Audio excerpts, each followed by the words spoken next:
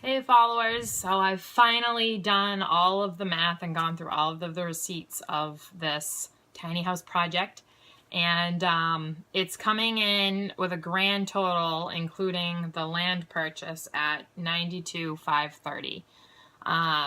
That's over what we were hoping to spend on this project for sure, but now looking back at it, we're learning long term it's going to be more cost effective to live in a small space. I think we realize too that no matter what you're building expenses are building expenses, and they're going to be what they're going to be.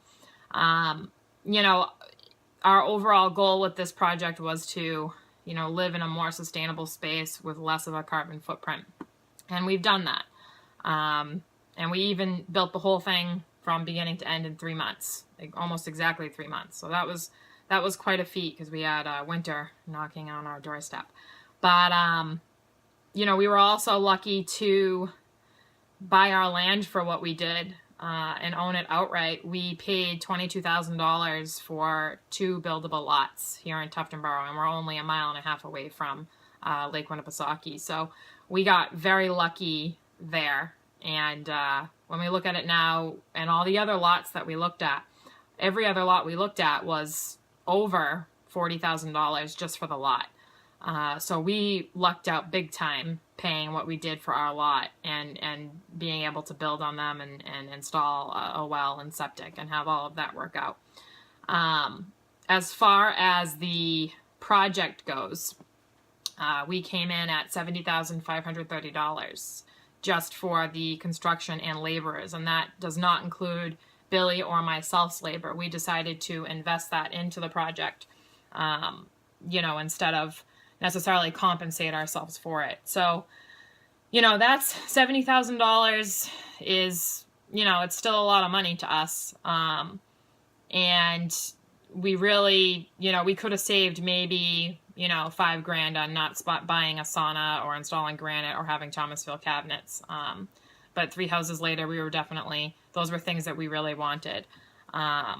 So, could you keep it around 60,000 here in New Hampshire? Maybe. The other advantage that we had that you have to keep in mind is, we do construction. Billy runs a construction company, and he installs concrete foundations, and he installed our septic and our well. So we had a lot of incurred savings involved in this project.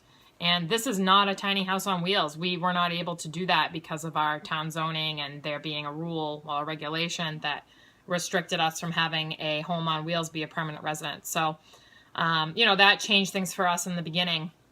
And with our structure, overall design. Having a loft incurred a lot of costs that we weren't planning on either. Our building code officer, regulated our stairs. We couldn't have a ladder. We couldn't have spiral staircase. We actually had to build a full set of stairs, and it did take extra out of our budget and time. It took a ton of time. I mean, it took over 2 weeks to build the stairs. So I don't think we'd do a loft again for a tiny house. But again, grand total including land is $92,530. I'm seeing tiny houses on wheels under 250 square feet. They're going for 70,000-80,000, and I thought that was a lot.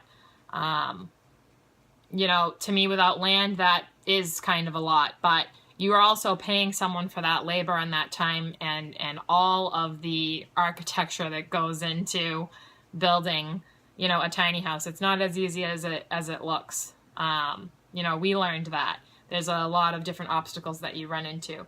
So, I think, having this number now will maybe help people make better decisions for themselves, especially in New England, in New Hampshire. It gets really cold here.